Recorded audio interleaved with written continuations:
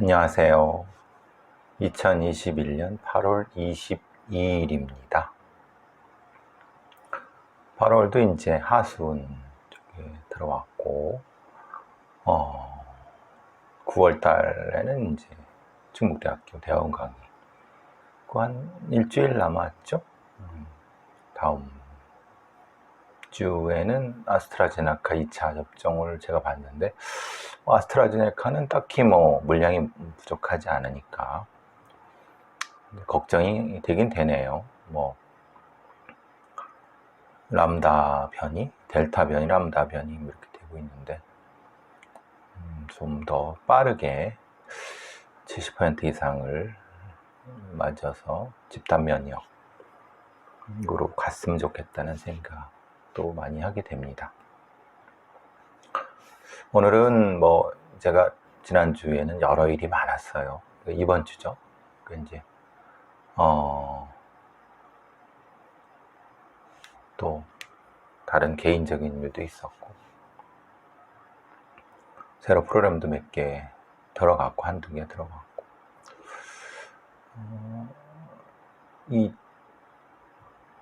매일 방송 올리는 게 이렇게 쉽지만은 않지만, 조금 더, 루틴하게 좀 올렸어야 되는데, 그냥 많지가 않네.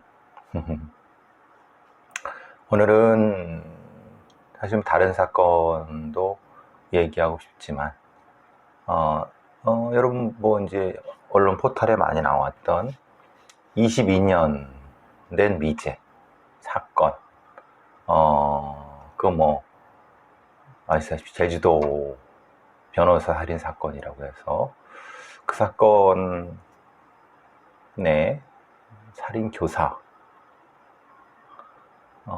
피의자 살인 교사 혐의로 구속됐다고 김모 씨 55세입니다.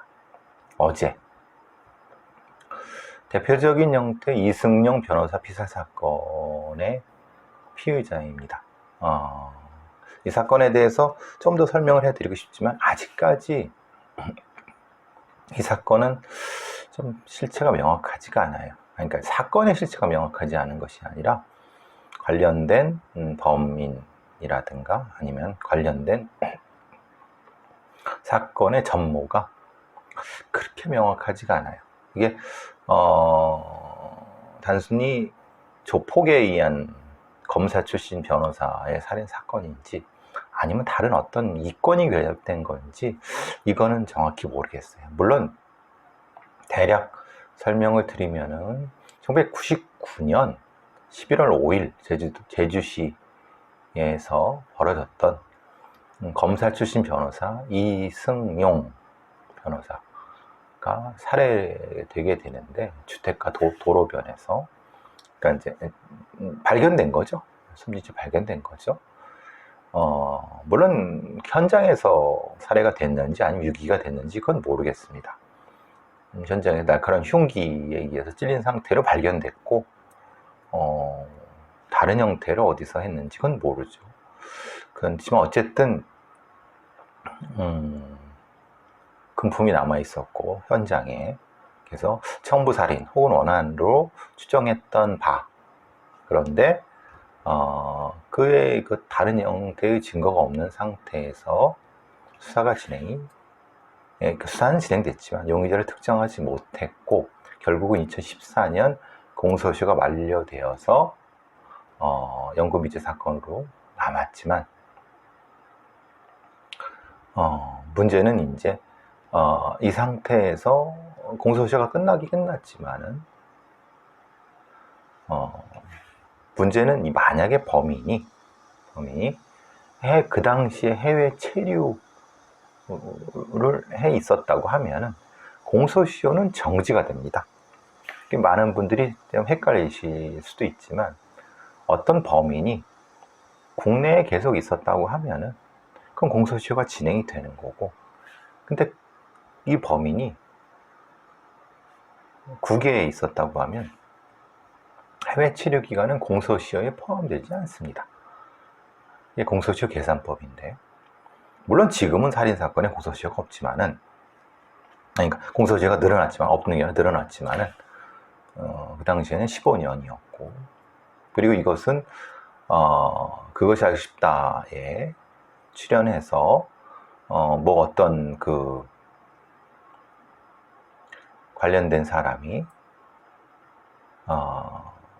연결되어 있다라는 것을 확인을 해서, 어쨌든 뭐 이제 강력한 용의자죠. 용의자는 체포를 해왔는데, 체포를 해서 이제 구속이 됐는데, 제가 왜 계속 이 말씀을 드리냐면, 이게 도대체 어떤 사건인지. 그러니까 이 형식상으로는 변호사가 살해를 당했지만, 그게 이제 말하자면 조폭에 의해서, 이게 자신을 수사했던 조폭에 의해서 살해당한 건지, 아니면 다른 이권 때문에 청부 살인을 당한 건지, 아니면 그 외에 다른 어떤 건지가 명확치가 않아요. 그리고 저희가 또 궁금했던 거는, 그 당시에 왜 수사가 어떻게 보면 미진했을까?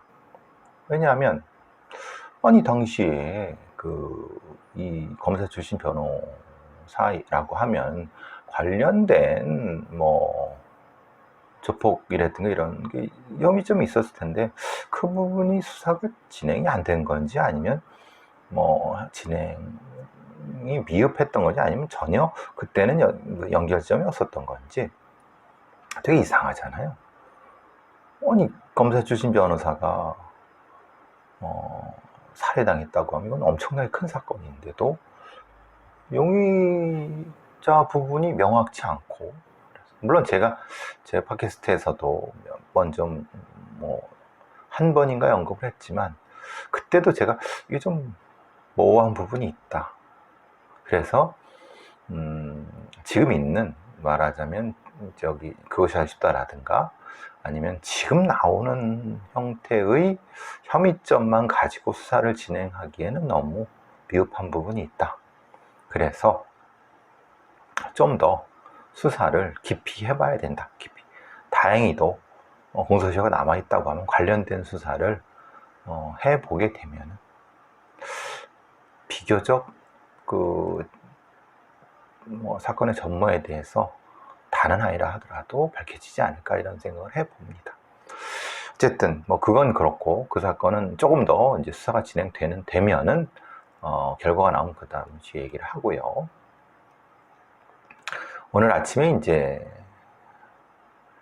프리한 식구라고 해서 이제 약간 미스테리한 사건들, 아니면 흥미로운 사건들, 이런 것들을 순위에 따라서 하는 그런 사건, 그런 프로그램이 있습니다. TVN에서. 저도 가끔 재밌게 보고 그러는데,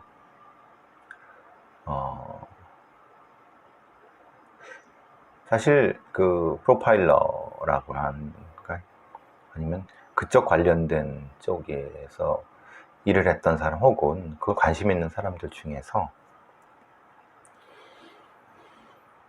리처드 주얼이라고 하는 사람은, 리처드 주얼이라고 하는 사람은 사실 좀 어떻게 보면 피하고 싶은, 기억하고 싶지 않은 이런 사람이죠. 사실 이 리처드 주얼이라고 하는 사람의 영화도 실제 나왔고, 실제 사건, 실제의 인물이고, 그리고 또 그 사람은 지금은 죽은 사람이고, 사건 자체는 어떻게 보면은 애틀란타 올림픽과 관련이 됩니다. 그러니까 1996년에 있었죠. 애틀란타 올림픽, 미국에. 애틀란타 올림픽이 열리고 있던 1996년 7월 27일 날 미국의 애틀란타 센테니얼 올림픽 공원에서 폭탄 테러가 발생했습니다. 심야에 올림픽 관련해서 콘서트를 즐기던, 사실 애틀란타 올림픽이 진행되고 있었고, 그러니까 얼마나 많은 관광객들이라든가 거기 시민들이 와 있겠습니까? 근데 거기에 폭탄 테러가 났으니까 엄청나게 심각한 문제죠. 근데 폭탄이 터진 거에 비해서는 희생자가 당시 1명, 돌아가신 분 1명, 그리고 부상은 110명이 당했지만 그렇게 심각한 부상은 또 아니었고, 물론 카메라에 게재한 사람도 죽었는데 그 사람은 그것 때문에 그냥 심장마비로 죽었기 때문에 직접적인 건 아니고, 그러니까 이 정도의 인파가 몰린 어떤, 그러면 그 콘서트장이 얼마나 북적북적합니까? 거기서 터졌다고 하면 뭐 최소한 10여 명 이상은 죽었겠죠. 근데 문제는 그 폭탄 테러를 하려고 폭탄을 갖다 놨는데 거기에 이제 가방이었겠죠. 근데 초록색 배낭이었는데 객석에 이제 버려져 있던 초록색 배낭을 발견한 이 행사 임시 경비요원 리처드 주얼, 1962년생입니다. 그러면 몇 살입니까? 34 정도 됐죠. 34 정도. 그 사람이 기민하게 그 사람들을 주변을 대피시키고 여러 가지 보안부서 연락도 하고 이렇게 했어요. 그리고 그가 연락한 이후에 13분에 사제 폭탄물이 터졌어요. 그러니까 상당히 어떻게 보면은 이 건은 리처드 주얼이 영웅인 거죠. 근데 이제 문제는 그거죠. 이게 반전이 일어나는 거죠. 이건 이제 실제 사건이고 영화화된 사건이기도 합니다. 클린트 이스트우드 감독의 그 캐시 베이츠라고 하는 미저리에 나오는 그 여자 배우가 이 리처드 주얼의 친모로 나오기도 하고요. 그러니까 지금 이 것만 보면은 리처드 주얼이 너무나도 대응을 잘했고, 근데 그 당시에 임시 경비요원밖에 안 했어요. 근데 그 주변에 있던 경찰들이나 이런 사람들한테 얘기했지만 경찰들이나 이런 사람들은 현실감이 없었던 거죠. 뭐 그런 거 갖고 그러느냐. 그거는 겨우 그 경찰들을 설득해서 대피를 했기 때문에 이 정도밖에 안 됐지, 만약에 경찰들이 적극적으로 빠르게 대피했으면 한 사람도 죽지 않았을 거고, 또 수백, 100명이 넘는 사람도 실제로는 부상도 안 당했을 거예요. 너무나도 안이한 법 집행기관의 대처. 그리고 아틀란타 올림픽이 벌어졌는데 테러에 대한 기본적인 대응도 안 하고 있었던 FBI든 대테러 부서, 미국에 굉장히 욕을 많이 먹어야죠.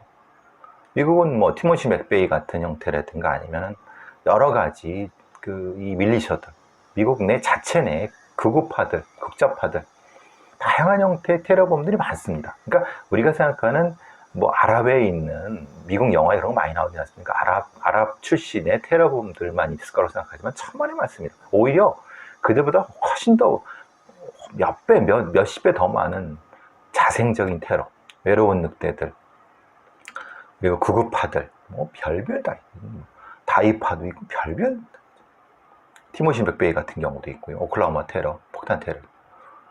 그러니까 애틀란타 올림픽 정도라고 하면은 그 정도의 보안 대비가 있었어야 되는 건데, 이거는 뭐 거의 뭐 방치하다시피 한 거 아니에요. 그럼 애틀란타 올림픽 조직위원회라든가 미국 사법당국이라든가 애틀란타 시 당국, 뭐 여러 가지, 뭐 조지아주 당국, 여러 가지 면에서 욕을 엄청 많이 먹어야죠. 어쨌든 서적 사람도 죽고 했는데, 그러니까 사건 초기에는 이 리처드 주얼은 영웅이었죠. 근데 문제는 그 다음부터 FBI와, 그러니까 지금 이런 곤란함을 겪었던 미국의 사법 당국들, 수사 당국들, 그리고 언론이 뭔가의 일종의 음모를 꾸몄다고 해야 되나? 그러니까 이 음모를 꾸민 건 아닌데 FBI에서 이건 단독 테러범이다. 그리고 여기서 이제 제가 왜 프로파일러들이나 이런 그거 관련된 사람들이 리처드 주얼이라는 사람의 이름을 언급하거나 이러기를 꺼려하냐 하는 이유가 나오는 거죠. 그러니까 미국의 FBI 범죄 연방수사국에서는 전혀 예측을 못했던 거예요. 애틀란타 테러에 대해서 정보도 쓰지 못했던 거죠.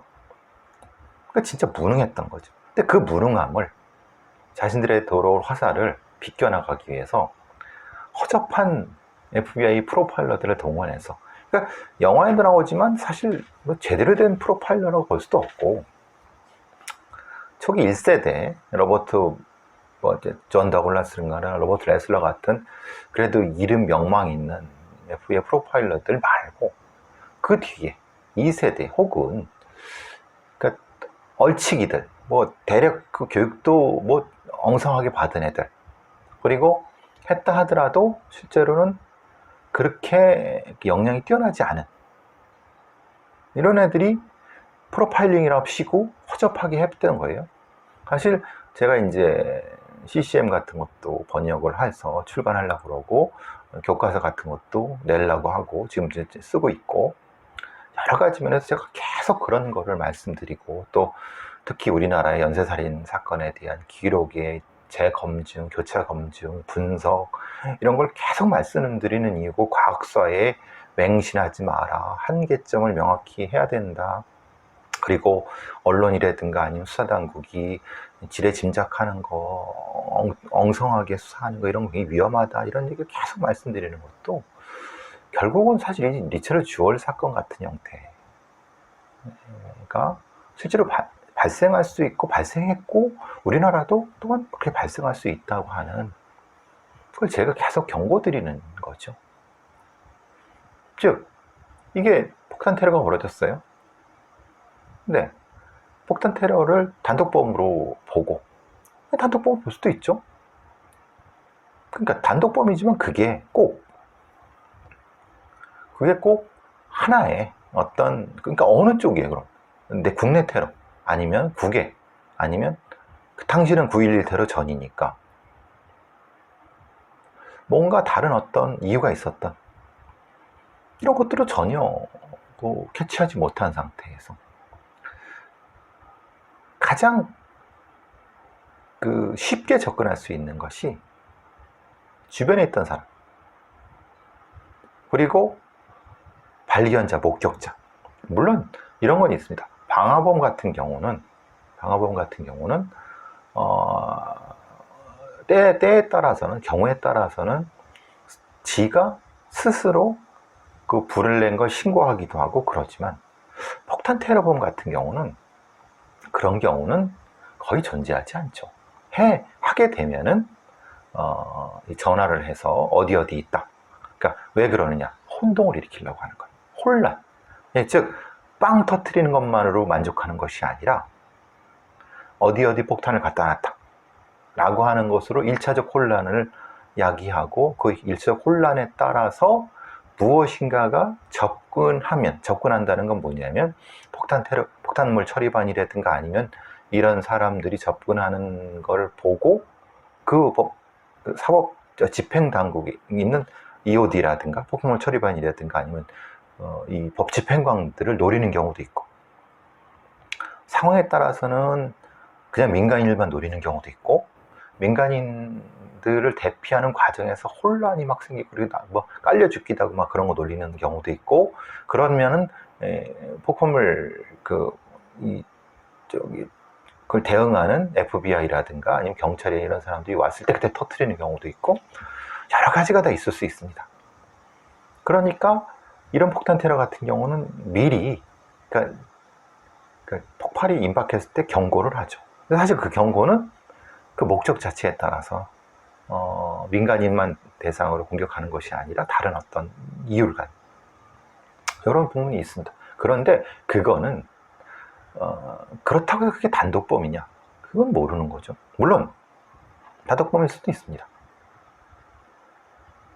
그리고 아주 특이하지만은 스스로 그 폭발물을 신고하는 경우도 있지만, 그것이 직접 자기가 저 폭발물이 터진다 라고 해서 자기가 신고하고 막 사람을 통제하고 이런 경우는 가능성이 떨어지지만 어쨌든 다른 케이스랑 비교해 봐야 되죠. 근데 거기에 이제 문제가 생겼던 거예요. 즉 말하자면 첫 번째, 엉뚱한 방식의 범죄 프로파일링을 했다. 그러면 걔네들은 무슨 근거에 따라서, 어떤 근거에 따라서 어떻게 범죄 프로파일링이 됐는가가 공개가 되느냐. 제가 문제 삼는 건 이런 거예요. 즉, 법 집행기관이 연방수사관 같은 데서 하는 방법 좋다. 그래, 할 수 있지. 다양한 가능성을 다 검토해서 범인을 잡는 거에 당연히 그 사람들의 의무이자 권리이고, 의무죠. 해야 되는 거고.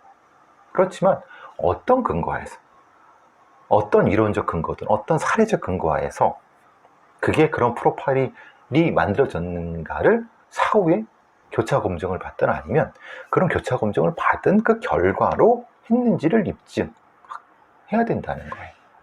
그런데 사실 1세대 프로파일러들 이후에 비교적 프로파일링 시스템을 구조화된 비구조화된 이런 걸 만들어내 갖고 무엇인가를 했지만, 시스템은 만들어졌지만 그 시스템을 엄격하게 검증해서 다음 단계로 넘어가는데 사실은 게을리했다. 즉, 대략적인 어떤 사례 연구 정도만 가지고 프로파일링의 유용성, 그리고 그걸 가지고 이른바 그냥 범죄 심리 수사에 대한 어떤 자극 요소 정도는 계속 공급해 왔지만, 그게 실제로 과학적으로 입증될 수 있느냐, 과학적으로 재현 가능하냐라고 하는 과학성에 대한 입증은 부족했다. 그래서 그때 나왔던 얘기들이 많이 있죠. 뭐냐, 이건 그냥 쇼다, 프로파일링은. 그냥 재판정 배심원들 앞에서 그냥 화려한 언변을 가지고 심리적 수사를 가지고 심리적인 그 리추얼이라든가 심리적인 형태의 어떤 말장난으로 접근하는, 그리고 케이스 바이 케이스를 접근하는 이런 것들이 훨씬 더 많았단 말이에요. 그래서 자체 내부에서, 그리고 프로파일링과 관련된 사람들도 그런 행태에선 상당히 비판적으로 많았고, 브론 같은 사람들이라든가 아니면 실제로 프로파일 교과서에 그런 어떤 잘못된 어떤 관행이라든가 잘못된 수사 방식에 대한 비판도 많았습니다.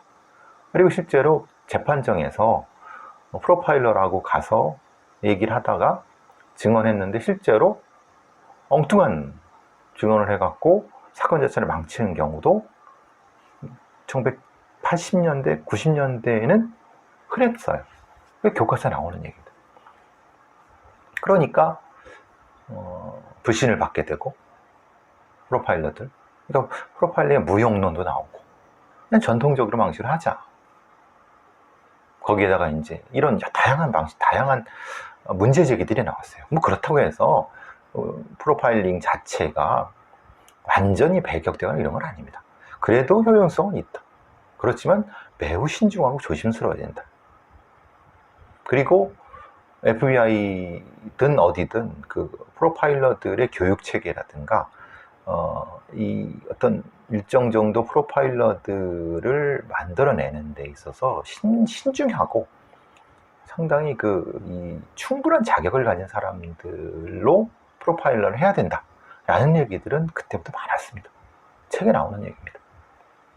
그런데 문제는 이런 큰 일이 터지고 그러니까 이제 부랴부랴 이제 범죄 프로파일링을 근거했는데, 만들어냈는데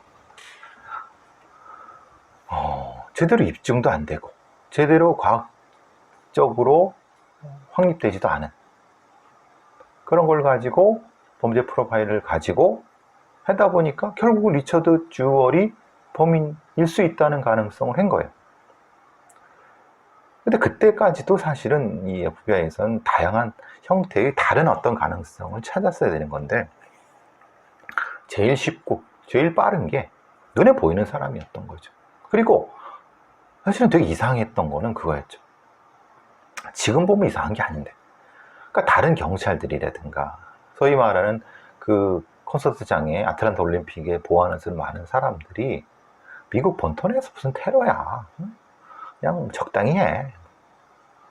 다 간과 무시. 그런데 그것도 임시 경비 요원인, 경찰도 아닌 리처드 주얼은 심각하게 생각해서 자기가 생각한 대로 이건 폭탄이 맞다. 폭탄일 가능성도 있다. 빨리 대피하고. 그러니까 지금 우리나라의 사례를 한번 보시죠. 예를 들면 우리나라에서 어떤 콘서트장, 지금은 아니지만 코로나 전에 콘서트가 열리고 아니면 행사가 열리고 있는데 어떤 그 경찰도 아닌 임시 이 경비원이 호들갑을 떨어요. 저 지금 뭐가 저기 이 배낭이 있고 그런데 저거 폭탄 같습니다. 막 또 빨리 대피시켜야 된다 그러면 어느 놈이 지금 우리나라에서 이걸 대피시킬 거냐? 무시하고 우리가 알아서 할 테니까 신경 끄세요 이렇게 하고 똑같이 그랬을 거란 말이에요. 근데 더 뻥 터진 거죠. 그러면 그때 이걸 무시하고 간과했던 경찰들 그리고 그걸 연락을 받았던 애들 이런 사람들 다 책임을 져야 되잖아요. 그렇죠? 근데 그 책임을 지게 하게 되면은 결국은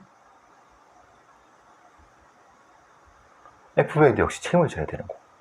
그러니까 결국 그것을 FBI와 지역에 있는 FBI와 특정에 눈이 뒤집혔던 그리고 실제로 여기 말하는 애틀란타 관련된 그 여러 언론들도 워낙 큰 테러니까 많이 죽은 게 아니지만 올림픽을 대상으로 올림픽 기간 중에 했기 때문에 결국은 이 영화에서 나오지만 FBI 애들이 우리가 리처드 주얼을 수사하고 있습니다 라는 걸 쓱 흘리고 그거를 이 얘들은 받아먹고 언론은 어디서 많이 본 그림이죠. 우리나라의 검찰이나 경찰 애들이 쓱 흘리고 언론에서 싹 그대로 받아쓰기해서 사건을 그쪽으로 흘리고 그 사건이 흘러간 거에 따라서 수사가 또 진행이 되고 범인 만들기 해서 두들겨 잡고 딱 보이시죠? 똑같이 이렇게 된 겁니다. 결국은 무능한 근거도 되지 못하는 직감에만 의존하는 FBI의 바보 자칭 프로파일러 놈들이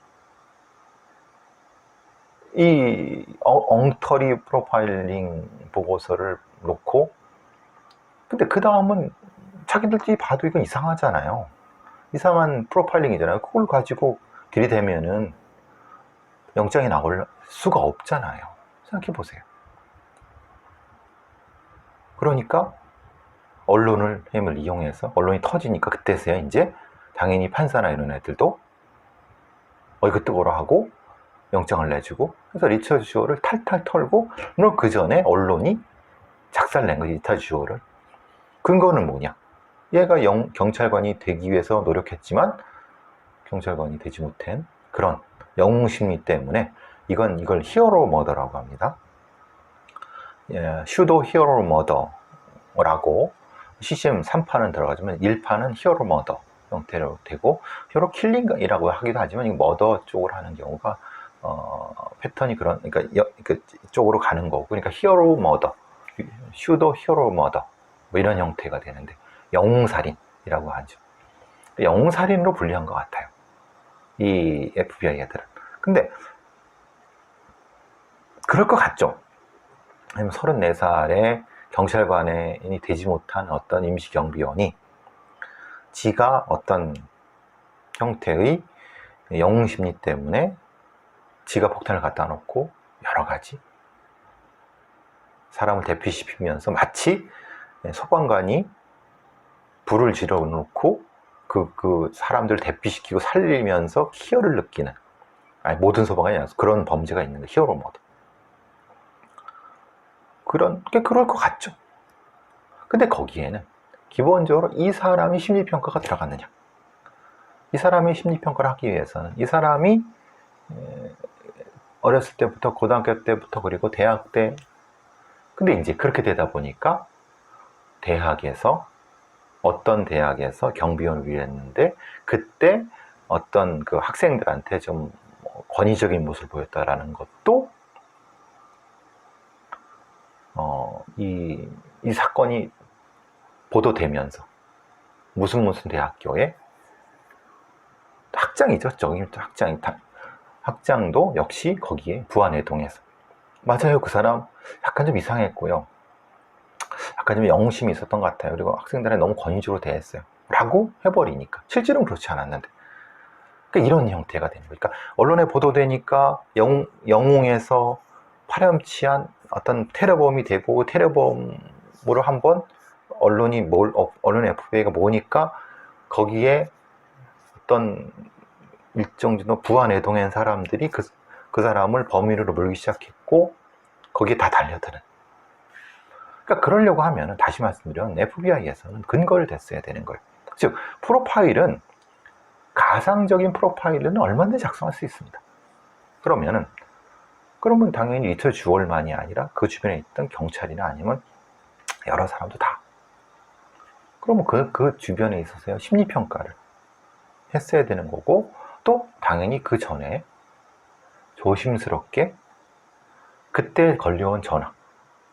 그러니까 말하자면 거기 폭탄이 있습니다 라고 하는 전화가 왔으면은 그럼 그게 범인이죠. 근데 단독범이라고 하면 리처드 주얼이 있었던 시각과 전화한 시각을 동선을 비교해 보면은 금방 그럼 이게 만약에 복수의 범인이라고 하면 단독범인이 아닌 거죠. 그럼 이런 단독범인이 아닌 복수의 범인이 이런 외로운 늑대 형태의 폭탄 테러를 할 수 있냐? 그럼 프로파일링 자체가 헛그러지는 거예요. 앞뒤가 안 맞죠. 논리적 모순이 생겨버리죠. 그러니까 이것은 엄격하게 프로파일링을 작성했다 하더라도 엄중한 보안에 하고 당연히 흘리면 안 되는 거고요. 노출돼도 안 되는 거고 그 다음에 그걸 가지고 여러 가지 다른 물적 증거들을 통해서 보강을 하고 빼고 그랬어야 되는 건데 애초에 리처드 주얼을 범인으로 만들 생각을 가지고 있었기 때문에 언론에 흘렸고 그걸 통해서 영장을 받아서 무엇인가 하는 모습을 보이려고 했고 그런데 그 과정에서 이 리처드 주얼이 사람을 대피시키는 그것이 찍혀있는 그 시간대에 전화가 왔기 때문에 적어도 전화를 한 사람은 그러니까 저기 폭탄이 저기 있다. 내가 범인이다. 내가 범인인데 폭탄이 저기 있다. 라고 한 당연히 목소리 변조였겠죠. 그 사람은 아닌 거예요. 그럼 단독범도 아닌 거죠. 그럼 그 보고서 자체가 잘못된 거죠. 근데 그걸 알게 됐어요.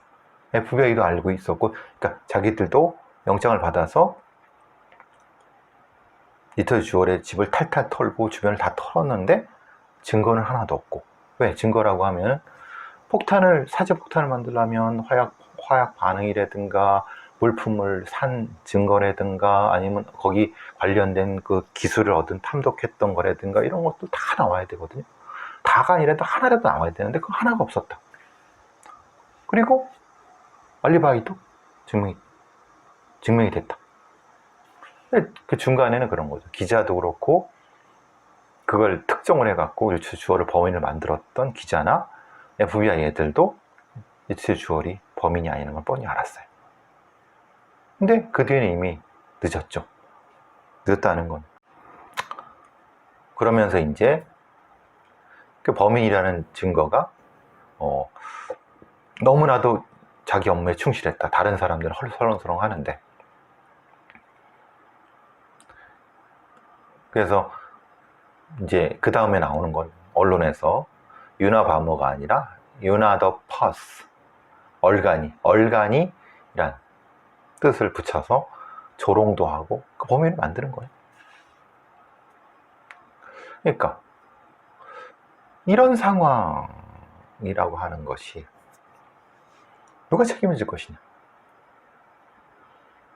우리나라도 언론중재법 뭐 이번에 논란이 되고 그러지만 또한 수사기관에 의해서 그것도 미국의 연방수사국에 의해서 그것도 한다 하는 FBI의 프로파일러들 최고 전문가들이라는 애들이 사실은 보면은 허접한 애들 그러니까 만들어준 언론이라든가 아니면은 뭔가 겉으로 만들어준 거에는 이름만 FBI 스페셜 에이전트, 특별 요원 막 하고 프로파일러 막 쓰고 다니고 그러지만 실제로는 아무것도 없는 내용 깡통인 미국 FBI 프로파일러들의 민낯. 도대체 이 무능한 것들, 그 무능함을 노출하기 싫으니까 언론을 이용해서 사람 하나를 완전히 파렴치한 그 잔혹한 폭탄 테러범을 만들어 놓고 언론과 수사당국의 합작품인 거죠. 이게 영화에 다 나오는 겁니다. 이게 리처드 주얼이라는 영화 한번 보세요. 클린트 이스트우드 가 감독했고 거의 마지막 영화라고 보시면 되고, 캐시 베이츠라고는 그 사람은 캐시 베이츠는 그래서 상도 탔고 그랬죠. 조연상으로. 그러니까 제가 계속 그런 말씀을 드리는 건 우리나라도 프로파일링이 정확히 정교하게 교차 검증돼야 된다. 과거에 있었던 이춘희 사건, 대표적으로 이춘희 사건의 사건 기록들을 교차 검증하고 엄격하게 봐서 잘못된 거 빼내고 넣고 그래서 한 단계 성숙시켜야 된다. 다른 형태의 여러 가지 연쇄 사건들 같은 경우도 그냥 경찰이 써주는 대로 그냥 이렇게 하는 건 이거는 무의미하다. 또한 국가수에서 무슨 이 증거를 이렇게 했다고 하지만은 그것도 역시 제3의 어떤 거에 의해서도 확인 검증되지 않으면 나중에 미중의 이때는 큰 문제가 생길 수 있다. 저는 아직도 사실은 국가수의 그 부분에서 못 믿는 부분가 너무 많습니다. 왜? 당연히 유사대필 사건부터 시작해서 이 이춘희 사건 때 음모, 티타늄 그런 부분도 시작해서 독재 정권 시절에 있었던 많은 그런 독재에 부역했던 것들에 대한 사과를 하지 않는 한 저는 국가수는 신뢰하지 않습니다. 그리고 지가 잘났다고 떠들어대는 부검이, 퇴직 부검이들, 그 사람들 잘난 거 알아요. 그렇지만은 최소한 그런 말씀들을 하시기 전에 시스템적으로 오직 뭐를 보완해야 될 것인가에 대한, 자기가 뭘 되게 잘해서 무슨 사건에 됐다, 그것도 충분히 자랑하실 수 있죠. 그런데 하나 더 나가서 왜 우리나라에는 부검의법이 없느냐, 왜 부검의를 양성할 수 있는, 훌륭한 부검 양성할 수 있는 시스템이 없느냐, 이런 스스로에 대해 문제 제기를 안 하고 있단 말이에요. 그러니까 자기는 다 잘났으니까 그냥 끝났으니까 끝나. 국가수 믿어. 국가수 되게 잘하고 있어. 그래요. 이거 못하고 있대. 그런데 과거에 잘못했던 거에 대해서는 사과도 하고 반성도 하고 오류 데이터도 내야 된다. 사건 보고서도 내야 된다. 마찬가지다. 연쇄사건이라든가 살인사건 같은 경우도 경찰도 검찰도 스스로 국민의 세금으로 한 어떤 수사의 결과도 국민한테 일정 시기 이후에는 떳떳하게 내놓고 교차 검증 받아야 된다. 거기서 오류가 있고 잘못 있으면 평가받고 누가 처벌까지 한대요. 처벌은 할 수가 없지만 무엇인가 그때 기록되고 잘못 수사된 부분에 대한 것을 후세한테 똑바로 전해야 된다는, 그래야지 뭔가 발전이 있는 거잖아요. 실제로 FBI의 리처드 주얼에 대한 부분은 1세대 프로파일러들이 만들어놓은 훌륭한 시스템을 그 다음 세대들이 제대로 발전 진화시키지 못했어요. 성장시키지 못했고 그냥 프로파일러라고 하는 명성만 쫓아갔고 가짜들, 허접한 인간들이 프로파일러를 팔아먹고 그래서 미국에서도 80년대, 90년대 그런 논란이 많았다는 거는 이미 기록에 나와 있습니다. 어디 가서 엉뚱한 사람을 그 범인으로 지목해갖고 사실은 진범이 따로 있었는데, 이런 경우들. 우리가 미국에서의 미국 FBI 프로파일러들, FBI의 이런 잘못된, 매우 극악한, 이건 처벌받아 마땅한, 이거를 통해 반면교사를 삼아야 된다는 거예요. 우리나라도. 제가 계속 싫은 소리를 하는 것도 그런 거죠. 그러니까 적지 않은 언론들이나 적지 않은 전문가들이 왜 너는 한국의 범죄 수사 시스템에 대해서 비판만 하느냐. 잘된 거는 칭찬해줘야 되잖아요. 아, 맞죠. 저도 잘된 거 칭찬해줘요. 그리고 훨씬 전 더 많이 해요. 그리고 더 많이 신뢰해요. 당신들보다. 그런데 그것보다도 더 다르게 봐야 될 거는 과학이라고 하는 것은 교차 검증이 가능해야 돼. 재현이 가능해야 되는 거예요. 어떤 사람, 어떤 누군가가 자기들만 안고 자기들만 알고 있는 무엇인가를 가지고 그걸 가지고 수사한다는 것은 과학이 아니에요.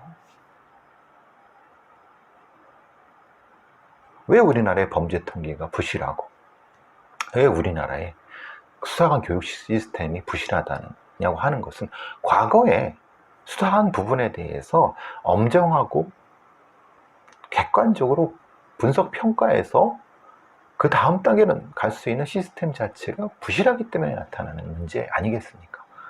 그래서 우리나라는 범죄사를 다시 써야 되는 것이 범죄사를 쓴 적도 없지만 범죄사를 써야 되고 그걸 통해서 한 단계 더 성장을 해야 되는 거예요. 어쨌든 실제로 이제 이 사건의 범인은 에릭 루돌프라고 하는 반낙태 반동성애 폭탄 테러범이었습니다. 그는 종신형을 받았어요. 물론 사형을 받아야 마땅하지만 저걸 한 거죠. 딜을 한 거죠. 왜? 자기가 가지고 있는 폭탄의 소재를 알려줄 테니까 대신 나는 목숨을 살려다오. 뭐 이런 형태로 해서 종신형 대신 가석방은 없어요. 에릭 루돌프입니다. 이게 근데 2005년에 범인을 잡았고 그랬습니다. 근데 사실 이 범인을 잡은 것도 그 사건을 수사해서 잡은 게 아니에요. 그 뒤에도 에릭 루돌프라는 존재도 몰랐어요. FBI에선 다른 건을 몇 건을 폭발을 하고 다녔어요. 끝내는 이제 우리가 그 배트맨 이게 그 뭐죠? 빌런이 있죠. 헷갈렸는데 병원을 폭파하는 장면이 있어요. 병원을 폭파했거든요. 에릭 루돌프가.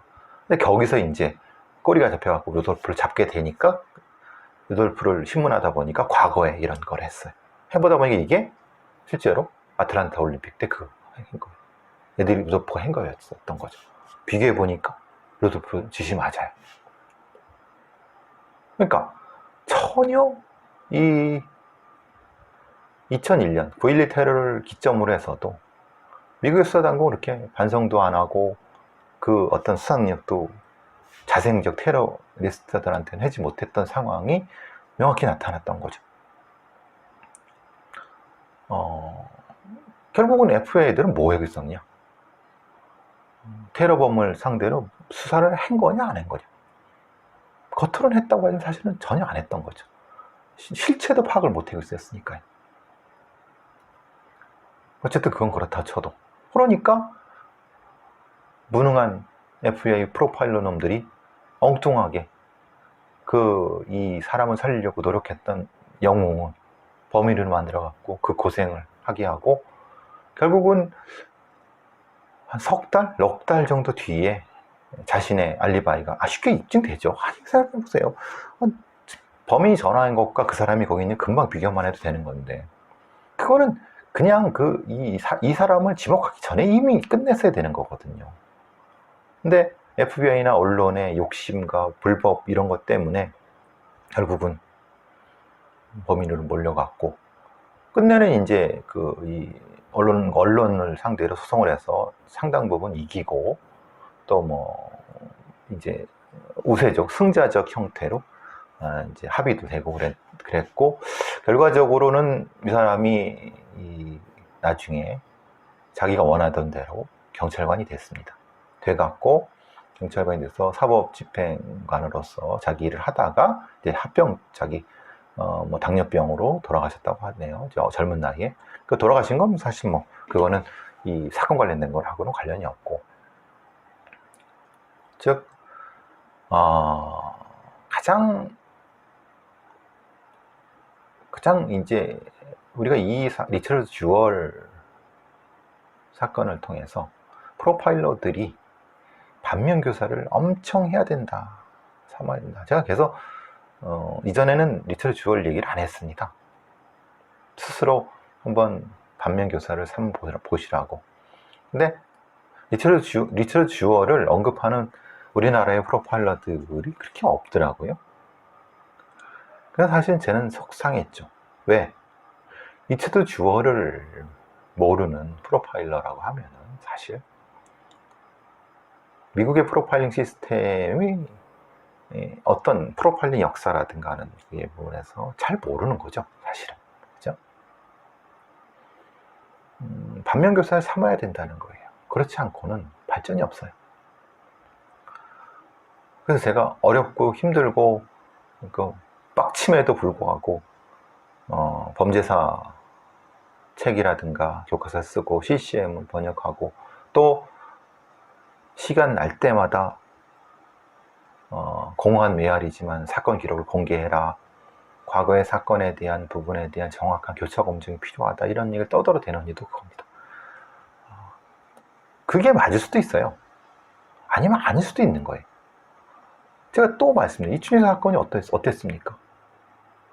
이춘재가 나오기 전에는, 이춘재에 언급되기 전에는, 2018년 전에는 실제로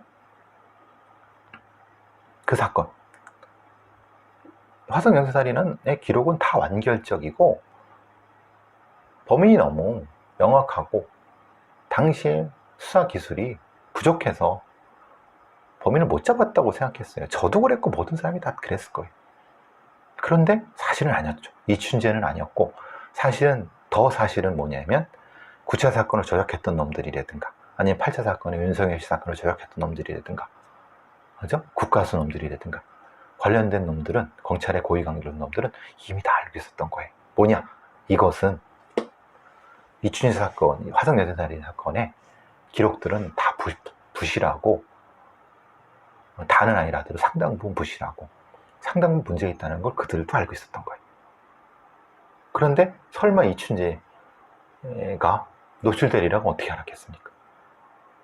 그런데 제가 나중에 기회가 되면 늘 말씀드리면 하고 싶은 말이 있다고 했죠. 이 사건에 대해서, 이춘재 사건에서 여러분도 들어보지 못한 어떤 부분에 대해서 말씀드릴 기회가 있을 거예요. 법적 면책만 되면 제가 말씀드릴 기회가 있을 건데, 어쨌든 결국은 왜 그랬을까? 교차 검증이 안 됐고, 화성 연쇄살인 사건이 실제로 어떻게 발생했는지는 교차 검증이 안 됐고, 그러니까 그렇게 됐겠지. 88년, 89년도에 그래 애들 수사한 대로 하다 보니까 못 잡아서 그렇게 되겠지. 누군가 실종됐겠고, 그래서 랑 나쁜 놈이니까 이렇게 했겠지. 맞습니까? 현직 경찰 놈들이 그때 당시 사건을 조작하고 시체를 은폐하고 수십 년 동안 입을 싹 다물고 이따위 짓을 한 게 이춘재 연쇄 사건입니다. 그 중에 한 두세 건, 두 건이라고 하지만 나머지 건 어떻게 믿습니까? 예? 나머지 건 어떻게 믿어요? 한 건 조작했고 두 건 조작한 놈들이 세 건, 네 건 조작해라 안 하려는 보장 당신들 할 수 있습니까? 할 수 있나요? 결국은 우리가 과거의 연쇄살인 사건이라든가 이런 것을 제대로 검증하거나 확인하거나, 지금 여러분이 알고 있는 무슨 연쇄살인 사건 뭐 확인하지 않는 한 모르는 거예요. 이춘재 연쇄살인 사건은 이춘재가 범인인지 어떻게 알았겠습니까? 아주 우연한 사건에 의해서 드러난, 그것은 프로파일링의 수사 방법이 엄정하고 제3자적인 과학적인 검증이라든가 방법적인 것을 통해서 하지 않으면은 미국의 FBI들도 이런 바보짓을 하는 거잖아요. 바보짓이 아니죠. 이건 완전히 범죄죠, 범죄. 명확히 우리가 반면교사를 삼아야 되는 부분들입니다. 근데 반면교사 해먹고 있을까요? 그냥 저 혼자 메아리 없는 그냥 들판에서 울부짖는 한 마리의 쥐새끼일 뿐이죠. 그죠? 어쨌든 그건 그렇고 에릭 루돌프에 대한 수사도 제대로 됐는지 모르겠어요. 어쨌든 뭐 그레타 범인은 어차피 잡은 거고. 그래서 제가 계속 프로파일링 교과서를 계속 쓰고 다시 검증하려고 하고 그러는 부분도 그런 거고요. 아까 그래서 제가 제주 변호사 살인사건도 잘 모르겠다는 겁니다. 지금 이 사건 자체만으로는 잘 모르겠어요. 실체를. 어쨌든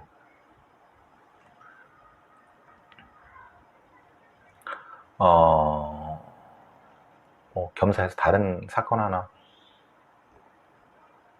미국에서 이런 사건이 벌어졌네요. 한국계 미국인 여성 일가족이 사망을 했는데 이게 전모를 파악하기 어려운 사건이네요. 즉 말하자면은 30대 초반의 한국계 여성 아내분인데요. 현지에서 남편을 만나 결혼해 갖고 상당히 행복한 삶을 살았는데 글쎄 이 요세미티 국립공원과 시에라 국립 북유림 미국에서도 상당히 LA 근처에서 상당히 경관이 좋고 우리로 말하면 우리나라로 생각하면 저 지리산 같은데 아니면 저기 태백산 같은데 허젓하고 경치 좋고 이런 데인 것 같아요. 근데 문제는 갑자기 이분들이 돌아가신 거예요. 그러니까 등산로 집에는 없었고 등산로 쪽에 주차를 차가 발견됐고 그 위에 조금 올라가는 2.5km 떨어진 그러니까 차로부터 이동을 했죠. 부부와 딸이 모두 그리고 반려견도 죽었는데 문제는 남편은 앉은 자세로 죽었고 그러니까 모르죠. 앉은 자세로 죽었는지 죽어서 앉지 않았는지 모르지만 아기도 옆에서 누운 채로 죽었고 아내는 그 조금 위에 올라간 언덕에서 죽었고 반려견도 죽었어요. 근데 뱀에 물린 것도 아니고 총기 사고도 아니고 목을 졸린 것도 아니고 독극물도 아니고 요소도 없고 일산화탄소 중독도 아니고 도대체 왜 죽었는지 모르겠다는 거예요. 그러니까 도대체 일제로 그럼 목 졸리거나 총에 맞은 건 아니에요. 그러면은 가장 강력한 거는 외상보다는 어떤 충격파, 그죠? 이런 건 있을 수 있죠. 갑작스럽게 충격파에 의해서. 그리고 이제 어떤 유해성 녹조 같은 독. 이 독도 잘 확인이 안 되는 거예요. 그러니까 여기선 유해성 녹조 같은 거라는데 독 같은 건 있을 수 있죠. 왜냐하면은 그 포자 같은 게 우리가 말하면 저거죠. 버섯 같은 것이 군락지가 있는데 바람이 불어갖고 그 독이 있는 포자가 갑자기 확 날렸는데 그 안에 딱 퍼져 있었는데 거기에 이 가족이 지나가다가 그걸 흡입한 상태에서 확 갔는데 그 포자가 이제 죽은 후에 사라져 버리는. 이것도 가능하죠. 왜냐면 이게 요세미티 국립공원 이런 그러니까 거의 뭐 사람의 발길이 별로 없는 가능하다. 근데 그러기에는 좀 애매한 거는 독극물이라면 분명히 뭐가 있을 텐데 일산화탄소, 이산화탄소도 아니고 질식도 아니고 독극물도 아니고 그러면 음파, 충격파, 갑작스런 형태의 음파라든가 뭐 그러니까 사실 사람의 죽음의 원인은 여러 가지가 있을 수 있습니다. 근데 이 경우는 참 찾기가 어려워요. 근데 아시다시피 미국에도 요새 42도, 40몇 도가 넘는 무더운 그럼 탈수? 열사병? 아니 근데 문제는 그러기에는 너무 동시에 3명, 4명이 죽고 반려견까지 죽는 건 이상하잖아요. 아니 그러니까 사람이 죽을 수는 있죠. 네? 근데 개는 죽을 것 같으면 도망 나오잖아요. 아니면 뭔가. 근데 그게 이상한 거예요. 그러니까 개까지 죽은 건 너무 이상하다. 그럼 개도 상흔이 없어요. 그렇잖아요. 그러니까 도대체 그래서 여기선 범인은 기후변화에 의한 가뭄이 아닐까, 녹조류, 박테리아가 아닐까, 별별 얘기가 다 있습니다. 물도 아닌 것 같아요. 저는 근데 이 건에 비해서 다시 한번 봐야 될 건 일종의 섬광, 소리, 고주파 같은 이런 다른 것도 생각해 봐야 된다. 우리가 상상하기 어려운 많은 위해 요소들이 있을 수 있다. 우리가 살고 있는 도시 지역이 아니니까. 그런 생각을 해봤습니다. 나중에 혹시라도 궁금하시면은 KBS에서 나온 기사예요. 한국계 미 여성 일가족 사망 사건이라고 해서 LA 인근에 있는 마리포사 카운티에 30km 떨어진 데서 돌아가신 저기. 요건 이제 추리 소설에서 나오는 그런 어떤 소재 일만도 한데 어쨌든 참 세상에는 희한한 사건도 많습니다. 이게 미스테이징일 수도 있는 거고요. 마지막으로 하나 김종대라고 정의당 국회의원이 있습니다.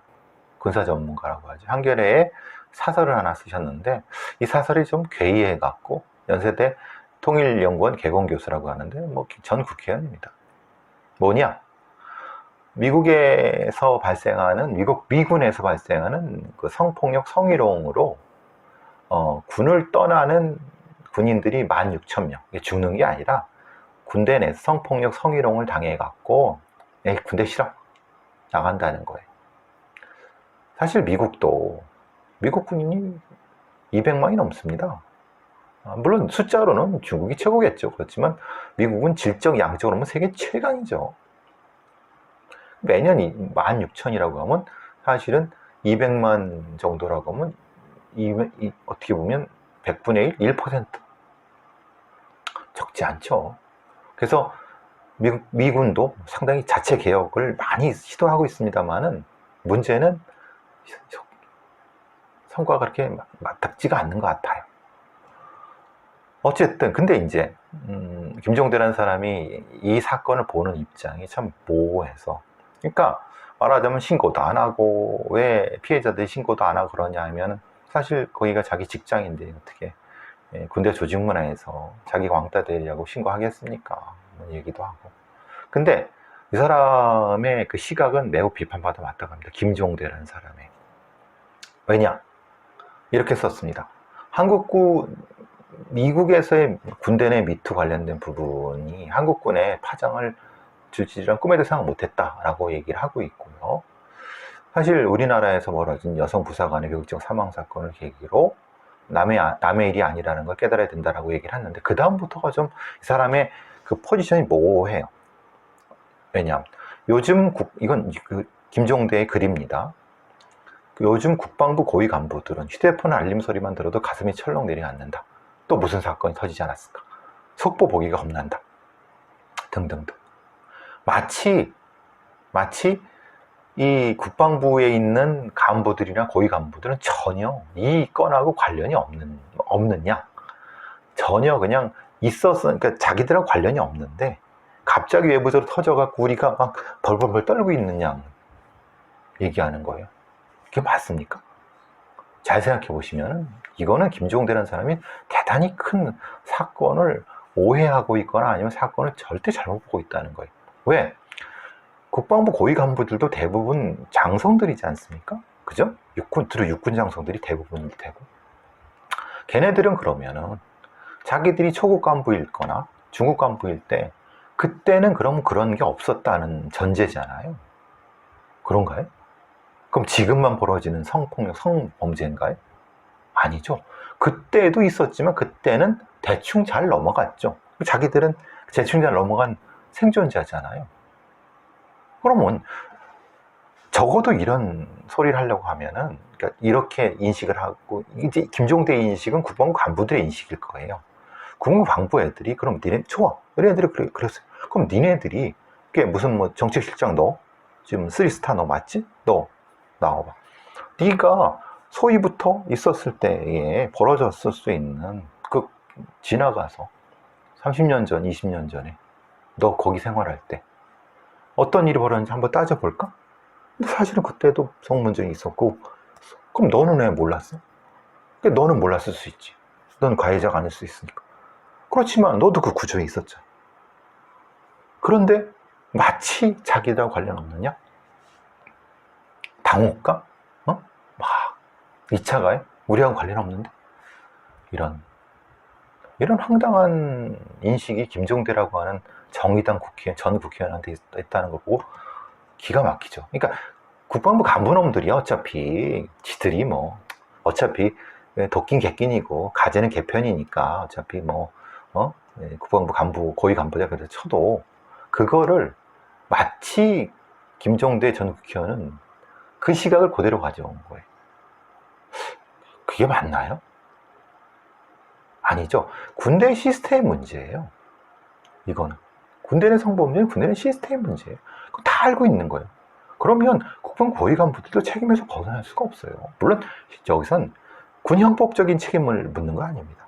그 시스템을 바꿔야 되는 주체예요. 군 고위 간부들은 일방적인 피해자가 아니라는, 일방적으로 이 건 때문에 일방적으로 막 벌벌 떠 이게 아니라는 거예요. 그런데 이따위로 김종대라는 사람이 이렇게 한겨레 신문 이렇게 쓰고 한겨레 신문에서는 이걸 또 실어주니 이게 무슨 조화석인지 모르겠어요. 물론 의도는 알 것 같아요. 즉 말하자면 좀 더 군이 신뢰를 해야, 군 외부나 내부에서 군 내부에서 신뢰감 갖게 뭘 해야 된다고 하는데 이 사람은 어떤 대안도 내놓지 않고 있어요. 네? 이럴 바에는 사건을 만들지 말고 침묵하거나 조용히 군을 떠나는 초급 간부가 상당할 것이다 라고 얘기하고 있어요. 그러면 그러니까 군대 생활을 이 성문제 때문에 겁나갖고 군대 생활 하겠어? 그냥 대충 대의하고 떠나지. 이게 걱정된다는 거예요. 그게 걱정이 되는 겁니까 지금? 이 사건의 본질이 뭔지를 이 김종대 사람이 도대체 모르고 있는 거예요. 이런 사람이 참 한심하게도 정의당 국회의원이었다고 하는 게 참 너무나도 한심합니다. 인식 자체가. 그냥 지금의 국민의힘 국회의원 정도라고 했으면 몰라도 제가 너무 정의당 국회의원을 높이 평가한 건가요? 글쎄요. 적어도 이런 얘기를 할 정도라고 하면은 대안, 본인이 생각하는 대안 정도의 한마디 정도라든가, 인식도 엉망이고 대안도 제시하지 않고 그냥 지금은 미군이 그랬듯이 한국군에도 경고가 켜졌다 라는 걸로 끝나는 거예요.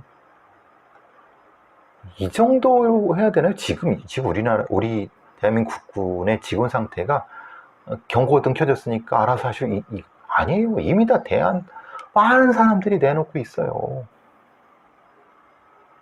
참 김종대 전 국회의원의 지금 이 군대 내 성폭력, 성범죄에 대한 인식이 너무 안이하기도 하고 대단히 잘못된 부분.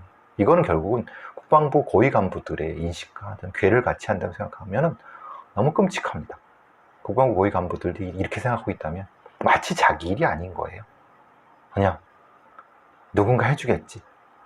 어떻게 우리 저기 초급 간부 애들 걱정이네. 이러다 보니까 자기한테 불똥 튈까봐 군대 생활 안 하려고 도망가는 거 아니야? 우리 군대는 어떻게 하지?